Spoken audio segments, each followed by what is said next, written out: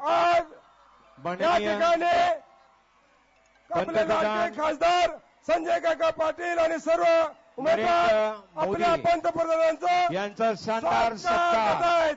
भारतीय जनता पार्टीचा नरेंद्रजी अरे मोदी देश यांचा का नेता सत्कार कैसा हो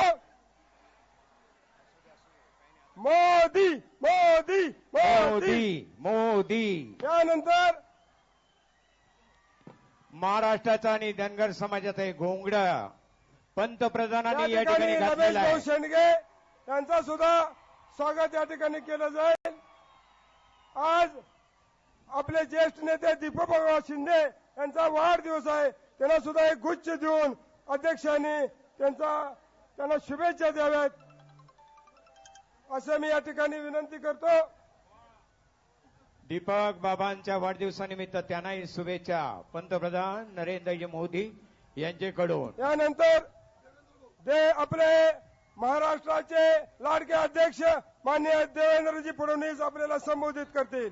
माननीय देवेंद्रजी फडणवीस प्रदेश भारतीय जनता पार्टीचे अध्यक्ष, जोरदार स्वागत. देशाचे पंतप्रधान, आपल्या सर्वांचे लाडके नेते, आपल्या मनामध्ये बसलेले आदरणीय नरेंद्रभाई मोदीजी, आपले खासदार संजय काका पाटीलजी, मंचावर उपस्थित सर्व उमेदवार, पदाधिकारी आणि भगिनी आणि बंधूंनो, आपल्याला मोदीजींचं भाषण ऐकायचंय, त्यामुळे मी फार वेळ बोलणार नाही. मी केवळ एवढंच सांगण्याकरता या ठिकाणी आलोय. या तासगावचं जे पार्सल तुम्ही मुंबईला पाठवलं होतं ते फेल झालंय. ते पार्सल आता तासगावातच तुम्ही ठेवून घ्या. अलीकडच्या काळात आर पाटलाची पोपटपंची फार सुरू आहे. अरे आर पाटील, खरंच तुमच्यात हिम्मत असेल तर गृहमंत्री म्हणून तुम्ही काय केलं ते पहिल्यांदा जनतेला सांगा. अरे आमचे गोपीनाथराव मुंडे गृहमंत्री होते.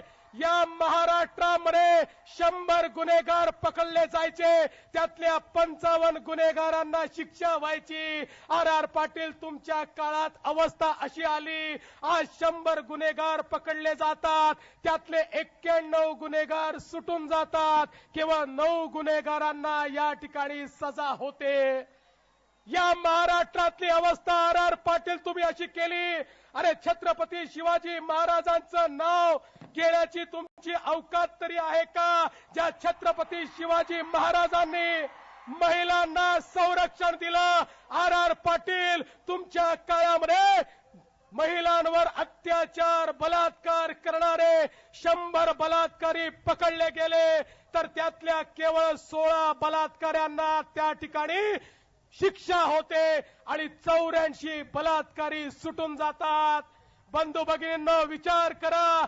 ज्या माझ्या माता भगिनींवर अत्याचार होत असेल, ज्या माझ्या मातेवर भगिनीवर बलात्कार होत असेल, तिला ज्यावेळी दिसत असेल माझ्यावर बलात्कार करणारा बलात्कारी 3 महिन्यात रस्त्यावर फिरतोय आणि मीच तोंड दाबून घराच्या आतमध्ये बंद आहे, काय त्या मातेला वाटत असेल? आर पाटील, अरे चुल्लू भर पाणी में डूब मरो, डूब मरो, डूब मरो. बंधू भगिनींनो, हा तुमचा बोलका पोपट, त्याला विचारा. अरे या मुंबईवर हमला झाला, तू सांगितलं होतं ना सीसीटीव्ही लावू. मारे सूट बूट घालून लंडनला गेला होता, एक तरी सीसीटीव्ही लावू शकला का? एकही सीसीटीव्ही लावला नाही. बुलेट प्रूफ जॅकेट विकत घेऊ शकला नाही. या ठिकाणी बॉम्ब सूट विकत घेऊ शकला नाही. त्या ठिकाणी फेल झालेलं मॉडेल आता या ठिकाणी पोपटपंची करताय. हे मॉडेल इथल्या इथे ठेवा आणि आता सरकाराच्या रूपानं नवीन मॉडेल तिकडे मुंबईमध्ये पाठवा, ही विनंती करण्याकरता मी आलो आहे. बंधू भगिनींनो, एक गोष्ट निश्चितपणे सांगतो, या महाराष्ट्रामध्ये कृष्णा खोरे विकास महामंडळ युतीच्या काळात सुरू केलं.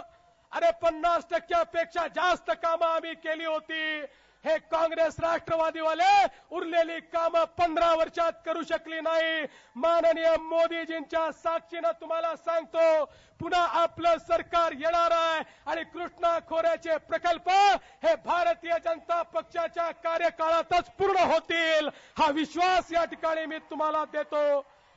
शेवटी एवढंच सांगतो, नवीन सरकार येणार आहे आणि हे नवीन सरकार आमच्या आदरणीय मोदीजींनी सांगितलं होतं की या महाराष्ट्रामध्ये एलबीटी म्हणजे काय? मोदीजींनी सांगितलं एलबीटी म्हणजे लुटो बाटो टॅक्स. हा लुटो बाटो टॅक्स, हा एलबीटी या महाराष्ट्रात आम्ही हद्दपार केल्याशिवाय राहणार नाही, हा विश्वास तुम्हाला देतो. आणि या मंचावर जे बसलेले आहेत, या सांगली जिल्ह्यामध्ये मोदीजी दुसऱ्यांदा आले आहेत. मागच्या वेळेस काकांना प्रचंड मताने तुम्ही निवडून दिलं. आता एवढीच विनंती तुम्हाला आहे, बंधू भगिनींनो, या ठिकाणी काँग्रेस राष्ट्रवादीला भोपळा देखील फोडता आला नाही पाहिजे. सगळ्याच्या सगळ्या सीटा या महायुतीच्या भारतीय जनता पक्षाच्या आल्या पाहिजेत, एवढीच विनंती करतो आणि माझं बोलणं संपवतो. धन्यवाद. जय हिंद, जय महाराष्ट्र. धन्यवाद. देवेंद्रजी फडणवीस साहेब, प्रदेश अध्यक्ष यांनी आपलं मनोगत व्यक्त केलेलं आहे. सर्वांनी खाली बसून घ्या, कुणी उभे राहू नका.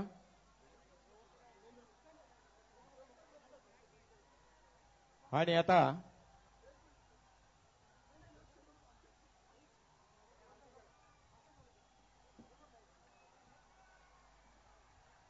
माननीय देवेंद्रजी फडणवीस, प्रदेश अध्यक्ष भारतीय जनता पार्टी यांचा भव्य शानदार स्वागत या ठिकाणी करण्यात येत आहे. जोरदार टाळ्यां स्वागत.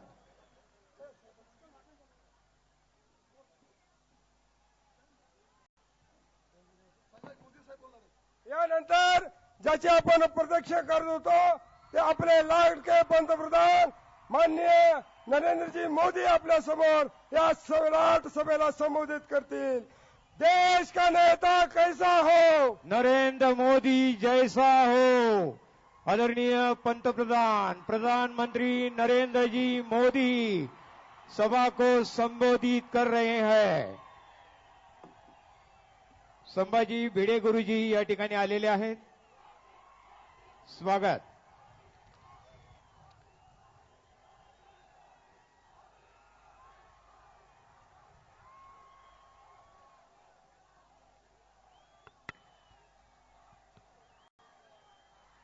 मंचावर बसलेले भारतीय जनता पार्टीचे प्रदेश अध्यक्ष श्रीमान देवेंद्र फडणवीस जी, खासदार श्री संजय काका पाटील जी, मकरंद देशमुख जी, राजाराम गारुड जी, दीपक शिंदे जी, नीता केलकर जी, शेखर इनामदार जी, दिनकर तात्या पाटिल जी, रमेश शेंडगे जी, और इस चुनाव में भारतीय जनता पार्टी के सभी हमारे साथी उम्मीदवार श्री अजीतराव घोरपाड़े, श्री विलासराव जगताप, श्री गोपीचंद जी, श्री शिवाजीराव नायक, सुरेश खांडे,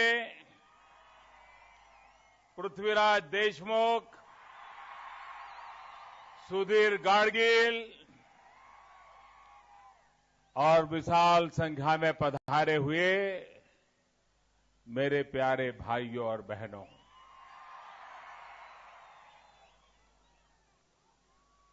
मेरे साथ बोलिए, छत्रपती शिवरायांचा त्रिवार जय जयकार. छत्रपती शिवरायांचा त्रिवार जय जयकार. छत्रपती शिवरायांचा त्रिवार जय जयकार.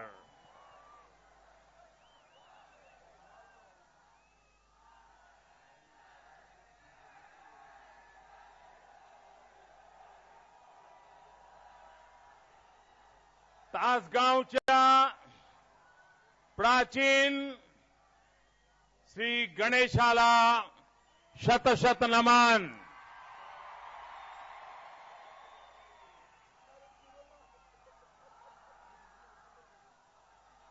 श्री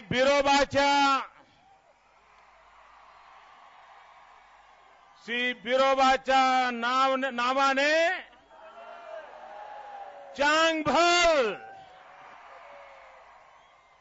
सांगली सर्वात चांगली.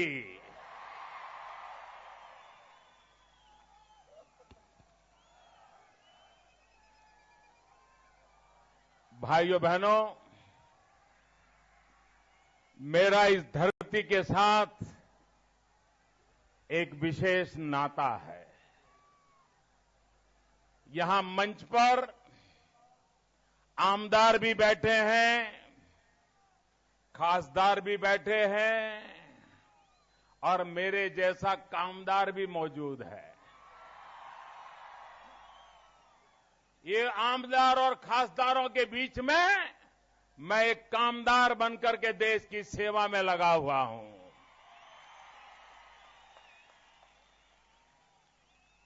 भाइयों बहनों, मेरा इस धरती से एक विशेष लगाव है.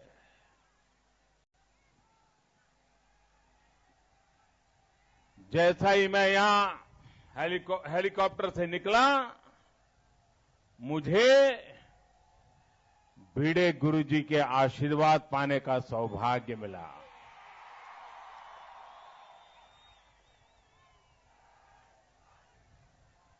और आप जिस नरेंद्र मोदी को देखते हो, उसको बहुत छोटी आयु से जिन्होंने संस्कार दिए, शिक्षा दी और जिनके जीवन पर मैंने किताब भी लिखी है, वे लक्ष्मणराव जी इनामदार यहां से 40 किलोमीटर दूर खटाऊ के रहने वाले थे, जिन्होंने मेरे जीवन को बनाने में बहुत बड़ा योगदान किया था. हम उनको वकील साहब कह के याद करते थे और सेतुबंध नाम से मैंने उनके जीवन पर एक किताब लिखी है. और आज फिर से एक बार उस धरती का ऋण चुकाने के लिए मैं आज आपके पास आया हूं. मैं आज आपसे एक विशेष काम से भी आया हूं, क्योंकि मैं चुनाव के समय, लोकसभा के समय आपके बीच आया था.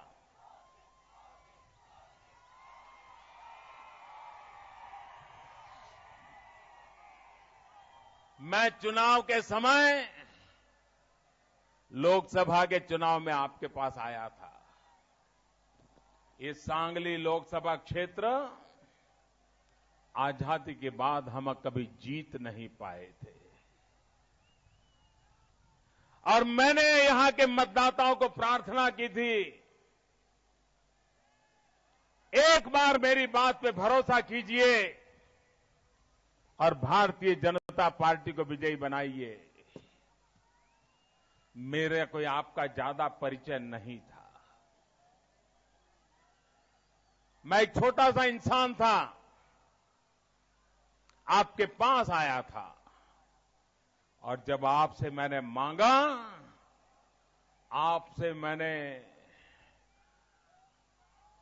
मांगा उससे भी ज्यादा आपने मुझे दे दिया.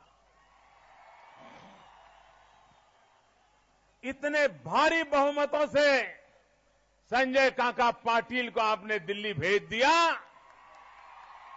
मेरे शब्द पर आपने भरोसा किया. मैं आज आपने मुझ पर जो विश्वास रखा है, आपने मेरे शब्दों पर भरोसा करके हमें लोकसभा की सीट दी है. मैं सबसे पहले इस सांगली लोकसभा क्षेत्र के सभी मतदाताओं को विशेष रूप से नतमस्तक होकर के नमन करता हूं, उनको वंदन करता हूं, उनको प्रणाम करता हूं।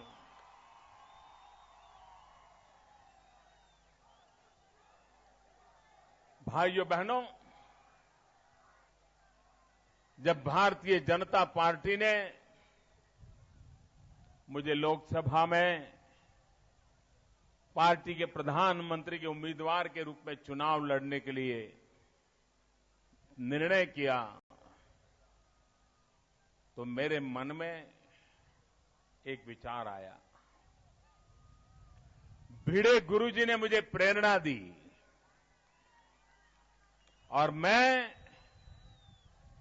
चुनावी मैदान में उतरने से पहले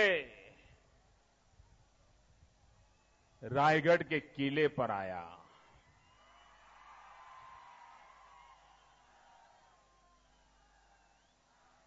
छत्रपति शिवाजी महाराज की उस समाधि के पास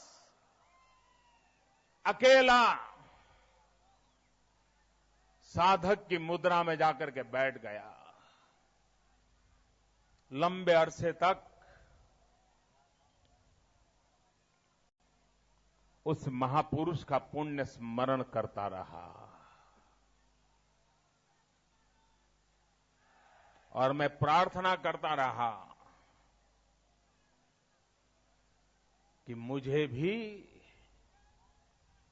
आप वाली ओजस्विता, तेजस्विता, पुरुषार्थ और पराक्रम करने की प्रेरणा दीजिए, ताकि मैं भारत के सर्वजन हिताय, सर्वजन सुखाय अपने आप को समर्पित कर पाऊं। और उसके बाद मैंने अपना चुनाव अभियान का प्रारंभ किया था। जो लोग छत्रपति शिवाजी महाराज का नाम लेकर के ऐसी बातें बता रहे हैं, मुझे बहुत पीड़ा होती है। श्रीमान शरद राव, आज आपके एक बयान ने मेरे दिल को गहरी चोट पहुंचाई है। आपको इतिहास का भी ज्ञान नहीं है। गुजरात का जन्म तो 1960 में हुआ। उसके पहले गुजरात तो महाराष्ट्र का हिस्सा था और आज भी हम महाराष्ट्र के छोटे भाई हैं। गुजरात वालों ने गुजरात ने हमेशा कहा महाराष्ट्र हमारा बड़ा भाई है। आज भी हम मानते हैं और हम तो सदियों से आपके छोटे भाई बनकर के रहे हैं। हमने कभी उस भाषा के लिए सोचा तक नहीं है जो बात आज आपने गुजरात के नाम पर उसके मुंह में डालने का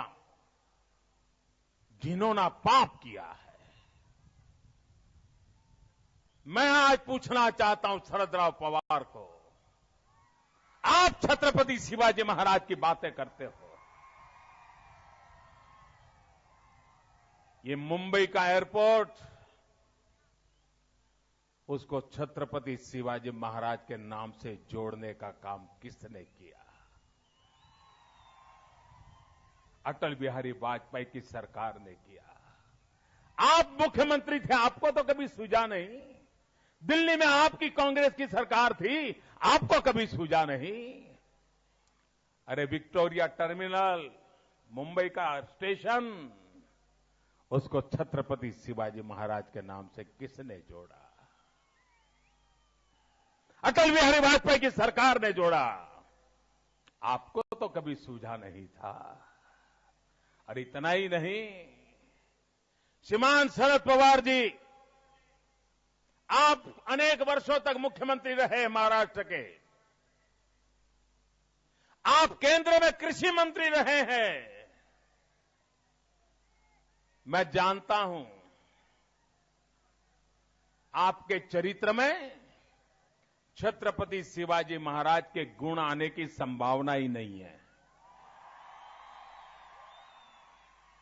लेकिन कम से कम मुख्यमंत्री के तौर पर, कृषि मंत्री के तौर पर अगर आपने छत्रपति शिवाजी महाराज, उन्होंने अपने कार्यकाल में जो जल प्रबंधन किया था, लोगों को पानी पहुंचाने का भगीरथ काम किया था, पानी के लिए व्यवस्थाएं की थी, अगर उससे सबक सीख करके, प्रेरणा लेकर के मुख्यमंत्री के कार्यकाल में, कृषि मंत्री के कार्यकाल में छत्रपति शिवाजी महाराज को याद करके, उनसे प्रेरणा लेकर के अगर आपने जल प्रबंधन किया होता तो महाराष्ट्र के किसान को मरने की नौबत नहीं आती।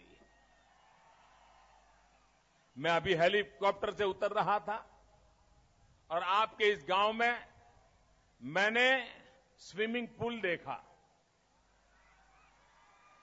मैं हैरान था, स्विमिंग पूल में पानी ही नहीं है।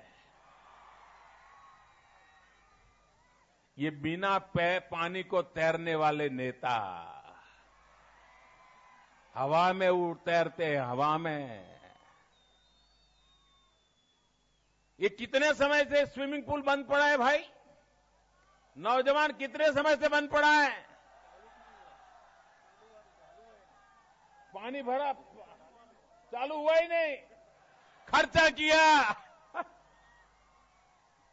ये लोग ऐसे हैं जो करगिल की शहीदों की विधवाओं के घर लूट लिए। ये वो लोग हैं जिन्होंने नौजवानों की नौकरी लूट ली। ये वो लोग हैं जिन्होंने गरीबों का सुख चैन छीन लिया। ये वो लोग हैं जिन्होंने महाराष्ट्र की आशा अपेक्षाओं को पानी फेर दिया, और उन लोगों ने क्या कुछ बर्बादी करके रखी है, इसका यह उदाहरण है भाइयों।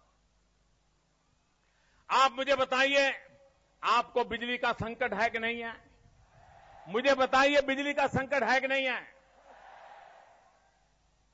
आपको मैं एक बड़ी बात बताता हूं। मैं गुजरात का मुख्यमंत्री था। गुजरात में नर्मदा योजना पर एक डैम बन रहा है, 50 साल से बन रहा है, अभी तक पूरा नहीं हुआ। क्यों? दिल्ली सरकार परमिशन रोक देती थी। ये कांग्रेस की सरकार, ये शरद राव कांग्रेस में थे पहले। दिल्ली सरकार जब कांग्रेस की थी, वो यहां पर राज करते थे। नर्मदा का प्रोजेक्ट पूरा नहीं हुआ। मेरे आने के बाद मैं पीछे पड़ गया नर्मदा योजना का प्रोजेक्ट पूरा करने के लिए। अनशन पर बैठा, कुछ हद तक तो दिल्ली सरकार को झुकना पड़ा, लेकिन फिर 2005 के बाद उन्होंने ठान ली कि नर्मदा प्रोजेक्ट हम पूरा नहीं होने देंगे।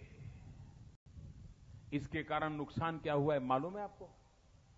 नर्मदा योजना के प्रोजेक्ट के कारण वहां जो बिजली पैदा होने वाली है, हर वर्ष 400 करोड़ रुपयों की बिजली महाराष्ट्र को मुफ्त में मिलने वाली है।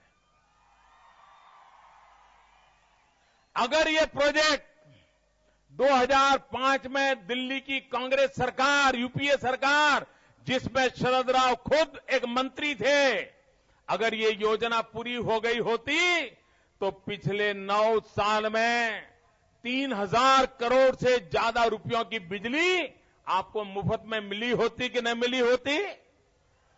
किसान को बिजली पहुंची होती कि न पहुंची होती? किसान की फसल में फायदा हुआ होता कि नहीं हुआ होता? लेकिन भाइयों बहनों, ये काम उन्होंने नहीं होने दिया। और कांग्रेस पार्टी मुझे पूछ रही है, 60 साल हुए जो देश की गादी पर बैठे थे, राज्यों की गादी पर बैठे थे, पंचायत से पार्लियामेंट तक सब जगह पे उन्हीं का झंडा फहरता था, 60 साल तक एक चक्री राज किया था। वो 60 साल का तो हिसाब नहीं दे रहे हैं, मोदी से 60 दिन का हिसाब मांग रहे हैं। आपने 60 साल हो गए, इतने साल बैठे थे, आपने नर्मदा प्रोजेक्ट को परमिशन नहीं दी। मैंने सत्ता में आने के 15 दिन में परमिशन दे दी, काम चालू हो गया और 1 साल के 2 साल के भीतर 1 या 2 साल के भीतर महाराष्ट्र को 400 करोड़ रुपयों से भी ज्यादा कीमत की बिजली मुफ्त में मिलना शुरू हो जाएगा। लेकिन शरद राव, आलोचना करना तो बहुत सरल है।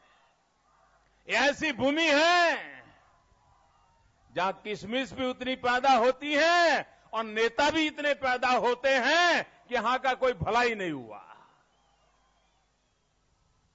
एक से बढ़कर एक दिग्गज नेताओं की उर्वरा भूमि रही है यहां। लेकिन आप जैसे नेता मिले, मुझे बताइए, चीनी के कारखाने बंद क्यों पड़े हैं भाई? किसान परेशान है कि नहीं है? किसान परेशान है कि नहीं है? भाइयों बहनों, जिस प्रकार से यहां चीनी का कोऑपरेटिव मूवमेंट है, वैसे गुजरात में दूध का कोऑपरेटिव मूवमेंट है। गुजरात का किसान दूध के कोऑपरेटिव मूवमेंट में है। आज पूरे दुनिया में अमूल का डंका बज रहा है कि नहीं बज रहा है? बताइए मुझे, बज रहा है कि नहीं बज रहा है? वो किसानों के द्वारा चल रहा है। मोदी नहीं चलाता था उसको, किसान चलाते थे। किसी किसान को मरने की नौबत नहीं आई। क्या कारण है कि आपने चीनी के कारखानों को राजनीति का अड्डा बना दिया और किसानों को मरने पर मजबूर कर दिया, और आप जवाब देने को तैयार नहीं है। और इसलिए मैं कहना चाहता हूं भाइयों बहनों, मैं हैरान हूं, ये कृषि मंत्री रहे और पिछले 15 साल में महाराष्ट्र में किसानों ने जो आत्महत्या की है, औसत हर वर्ष 3,700 किसानों ने आत्महत्या की है। 3,700। आप कल्पना कर सकते हो भाई? लेकिन क्या कभी इन कांग्रेस के, एनसीपी के नेताओं के आंख में से आंसू टपकते देखा है भाई? किसान की बात करना उनको शोभा नहीं देता है। और छत्रपति शिवाजी महाराज की बात करने वाले श्रीमान शरद राव को मैं कहना चाहता हूं, आपकी बारामती में छत्रपति शिवाजी महाराज का जो स्टैच्यू है ना, उससे कई गुना बड़ा स्टैच्यू सूरत की धरती पर मैंने लगवाया है। इतिहास में छत्रपति शिवाजी महाराज को सूरत के नाम से बदनाम करने वालों को जवाब देने का काम मैंने किया है। उसी सूरत में सबसे बड़ा छत्रपति शिवाजी महाराज का पुतला लगा करके इतिहास को मैंने झकझोर दिया है। आप हमारी शिव भक्ति को ललकारना बंद कर दीजिए। ये भक्ति हमारी रगों में है, हमारे संस्कार में है। भाइयों बहनों, मैं हैरान हूं, आज कुछ अखबार के पंडितों ने लिखा है कि मोदी ने अपने भाषण में शिवसेना की आलोचना नहीं करते हैं।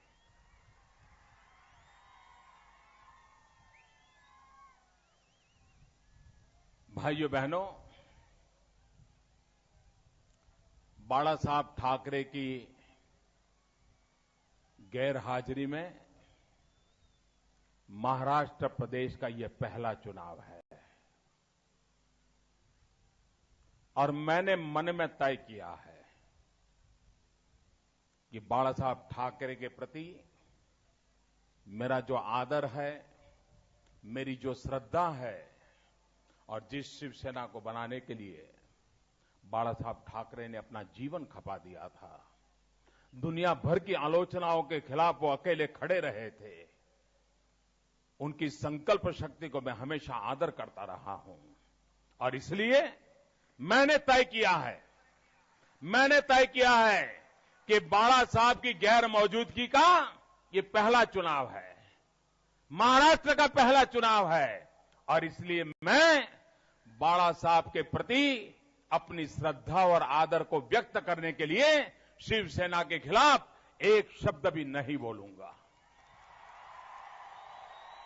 ये मेरी बाला साहब ठाकरे को श्रद्धांजलि है, ये मेरी बाला साहब ठाकरे को आदरांजलि है। और इसलिए अखबार के लोग हमारी भावनाओं को समझे बिना हर चीज को राजनीति के तराजू से तोलने की मेहरबानी करके कोशिश न करें। राजनीति से ऊपर भी आदर और श्रद्धा के कुछ तत्व रहते हैं, उसको राजनीति के तराजू से तोला नहीं जा सकता है। और इसलिए ये पहला चुनाव है, उनकी गैर मौजूदगी का पहला चुनाव है और मेरा कर्तव्य बनता है कि उनके आदर में शिवसेना के खिलाफ एक शब्द भी नहीं बोलूंगा। लेकिन भाइयों बहनों, आप मुझे बताइए, ये 15 साल आपने एनसीपी की घड़ी चलाने की बहुत कोशिश की कि नहीं की? एनसीपी का जब जन्म हुआ उस दिन घड़ी की सुई वहीं थी, उससे आगे जरा भी गई है क्या? वहीं पर है कि नहीं है? आप निकाल दीजिए उस समय की फोटो। जिस दिन एनसीपी का जन्म हुआ उस दिन का घड़ी का फोटो निकाल दीजिए, आज का निकाल दीजिए, उनकी सुई वहीं की वहीं अटकी हुई है। अरे जो पार्टी खुद की घड़ी की सुई नहीं चला पाती, वो महाराष्ट्र के भाग्य की दिशा कहां बदल पाएगी भाई? कहां बदल पाएगी? भाइयों बहनों, ये कहने को दो दल है, लेकिन दिल एक है। दल दो, दिल एक।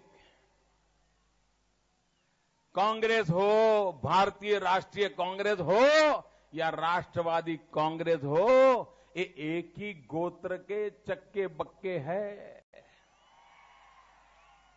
ये कांग्रेस से ही निकले हुए हैं। इनका चरित्र में कोई फर्क नहीं है, उनके इरादों में फर्क नहीं है, उनके मकसद में फर्क नहीं है, उनकी आदतों में फर्क नहीं है। उनको तो सिर्फ इन्हीं कामों में रुचि है भाइयों। ये राष्ट्रवादी नहीं है, ये भ्रष्टाचारवादी है, भ्रष्टाचारवादी। ये भ्रष्टाचारवादी मानसिकता वालों के खिलाफ ये महाराष्ट्र का चुनाव है भाइयों। ये महाराष्ट्र का चुनाव महाराष्ट्र को स्थिरता और विकास की गति देने के लिए है और इसलिए आज मैं आपके पास आया हूं। अब महाराष्ट्र को ये युति के चक्कर से बाहर निकालना है कि नहीं निकालना है? आप मुझे बताइए, निकालना है कि नहीं निकालना है? अभी भी गठबंधन करते रहना है क्या? आपकी बर्बादी का मूल कारण ये गठबंधन है। आपकी मुसीबत का कारण गठबंधन है, कोई जिम्मेवारी नहीं लेता है।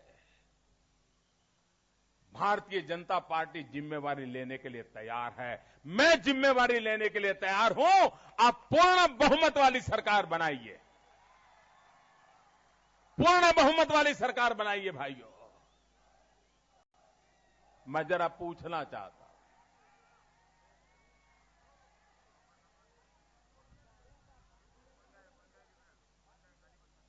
मुझे बताइए, कांग्रेस वाले कहते हैं मोदी ने इतने दिन में क्या किया?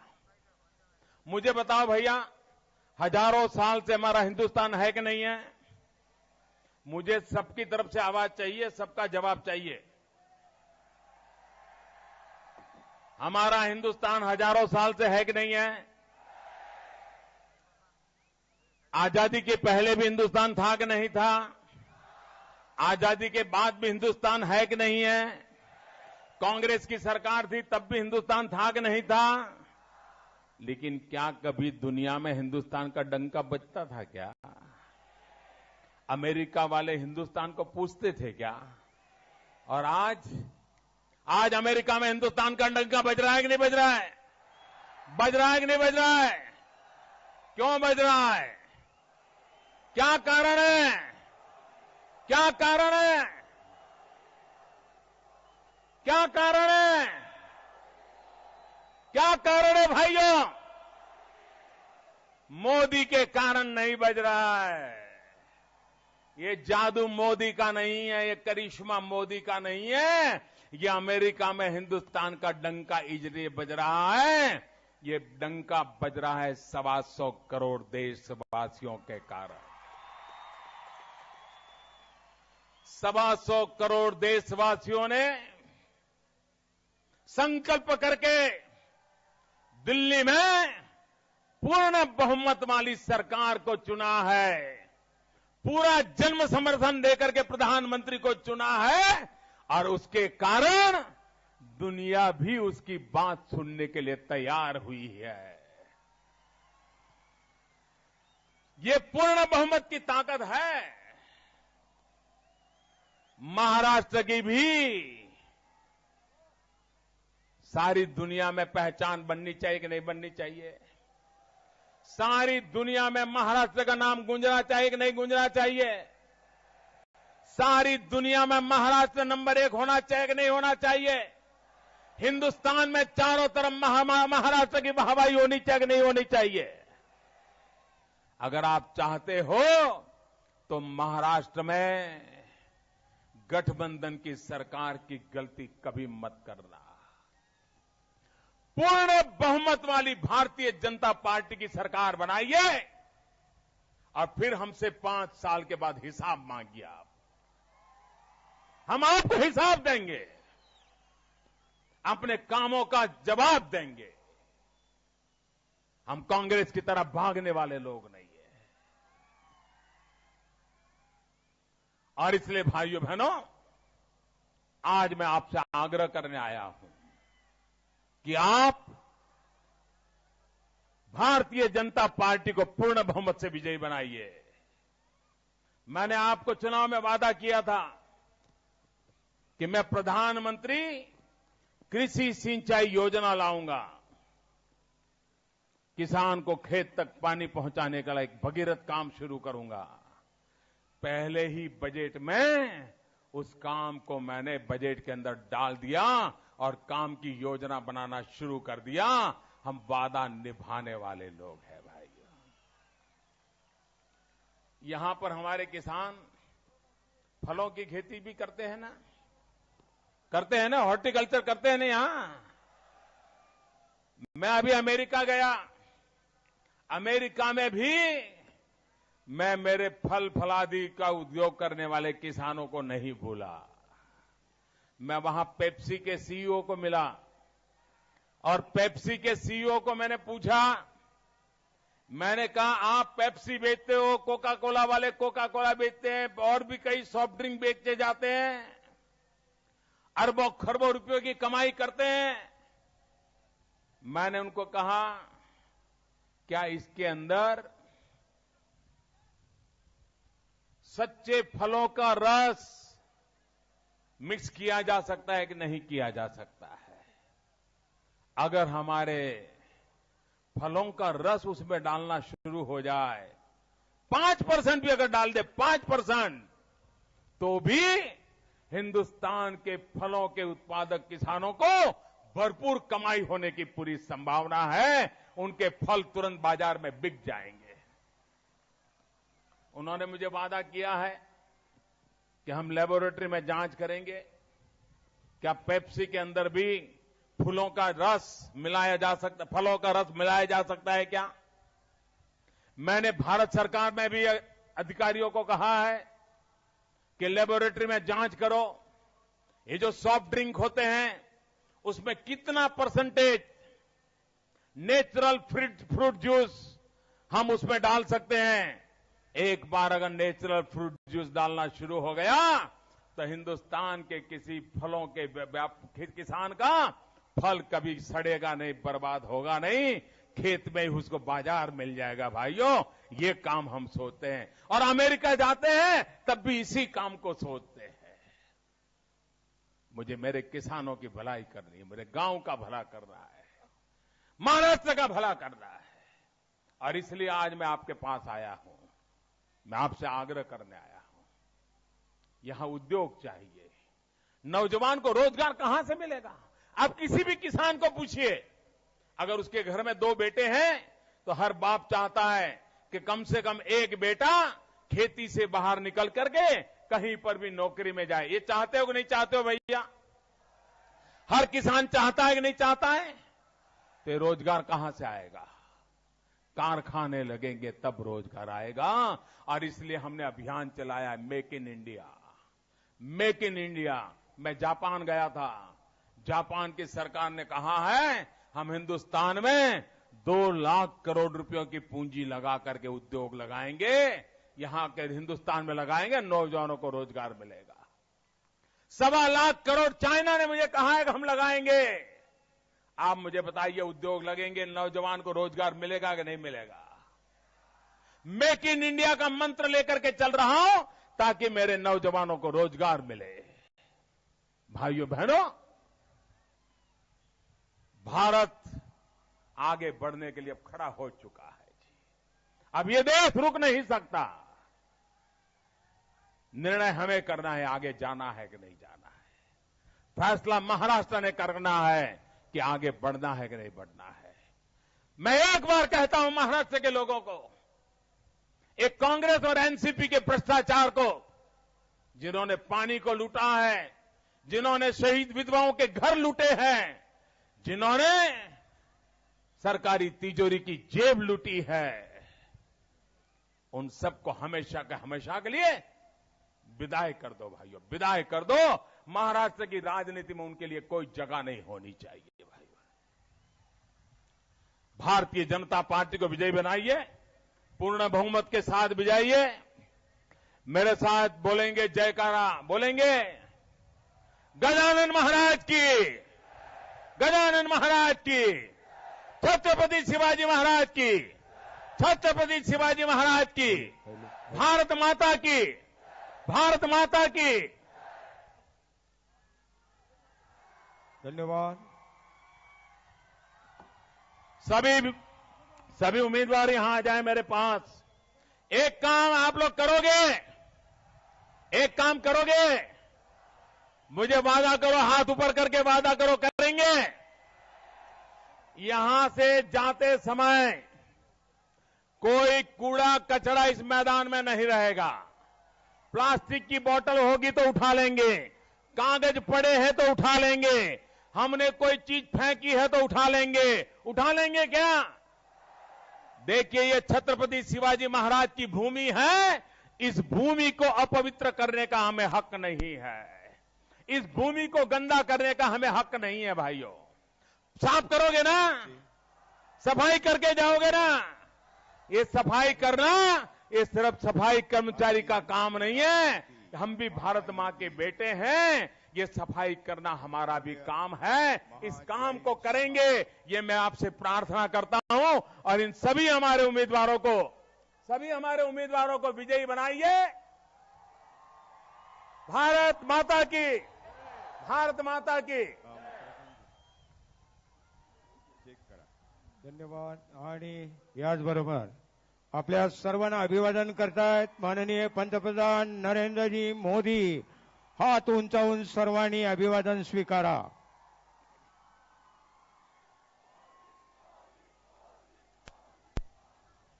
सर्वांना धन्यवाद, सर्वांचे हार्दिक आभार। आवाहन केल्याप्रमाणे सर्वांनी प्रतिसाद द्या। महिला आणि आलेले पुरुष, ज्येष्ठ नागरिक सर्वांना शिस्तीत आपण मैदानातून बाहेर पडायचं आहे। आणि जाताना माननीय पंतप्रधान नरेंद्रजी मोदी साहेब यांनी केलेल्या आवाहनाला प्रतिसाद द्या।